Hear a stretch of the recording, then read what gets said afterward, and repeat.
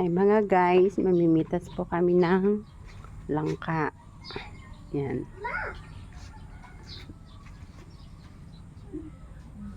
Medyo madami-dami rin po yung bunga ng langka dito, kaya kukuha po tayo para may pang-ulam. Ayan guys.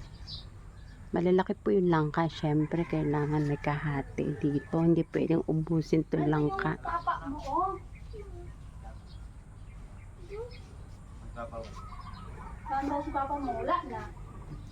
Masarap talaga pag may tanim po tayo ng gulay, kasi pag may tinanim, may aanihin. Ayan po. Kaya mo ba?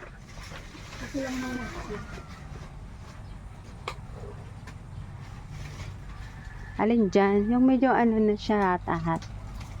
Tingnan natin. Yan na ba ang pwede? Ay, yan nasa ulan mo. Hindi pwede yan. Ah, may parang may ano. May sira. Pinakuha ko na lang po ang aming kapitbahay kasi po magluluto din po siya ng langka. Yung isa na lang. Oo. Oo. Ay, naisa po pala. Ay, sakman. Nilanggan. Ano yung bawat? Ano ko sa langgan? Uy. Doon ikaw. Dali, doon ikaw. May langgam dito. Ayan, yan na lang. Ayan. Kaya mo. Uy! Akin na, Bi. Ay, ka din. Ang sabi ko sa'yo. Yan, guys. Bigat. Oh, may gulay. Dito. Asan na yun? Ano, dagta. Dito ko na saan?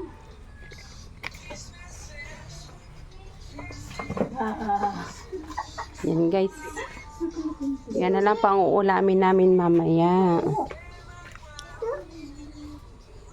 Ano bang masarap ditong i-partner? Tinapa. Tinapa, no? Sabuan na tinapa. Sabihin na. Yan guys, mag-umpisa na po ako magluto ng langka. Andyan na po pala yung unang gata. Lalagay ko na rin po yung mga sangkap.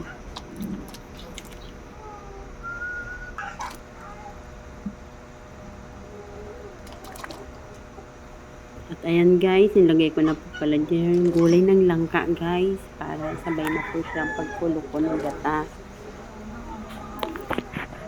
Madami-dami rin po itong langka guys. Hindi ko na po pala naipakita ang pagbalat po ng langka at paghiwa po ng mga langka.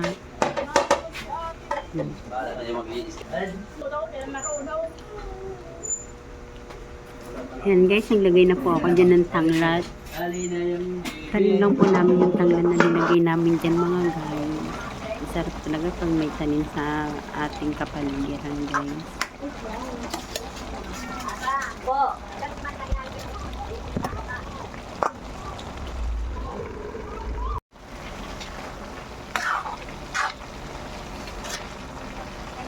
Kahit mabukas kasi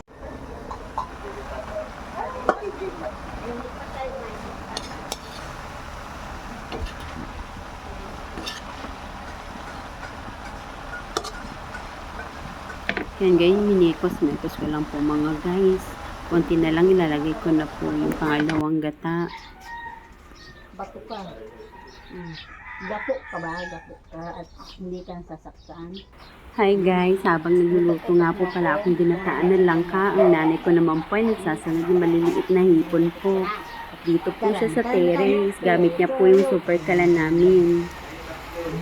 Ayan guys, ang sarap po siya, lalo may sukang maanghang. At sinamahan niya na rin po ng tosino para po sa mga bata. Ilagay mo na.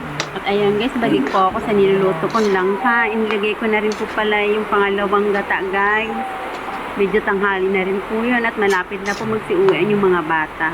Kaya medyo sabay-sabay na po namin niluluto ang aming ulam. Ayan, minimekos ko lang po dyan.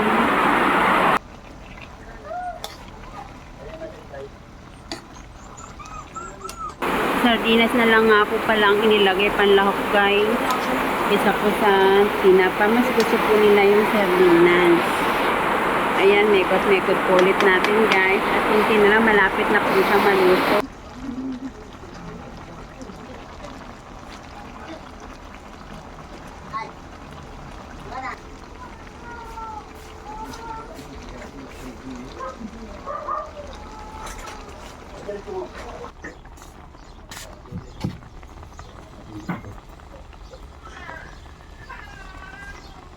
At ayan naman po yung ulam ng mga bata. Malapit na din po siyang maluto guys. Saktong-sakto bago sila umuwi, luto na po ito. Ayan guys, hanggang dito na lang po ang aking video guys. Thank you for watching guys. Thank you po sa nakaka-appreciate ng video ko. Ingat po tayong lahat guys. God bless po.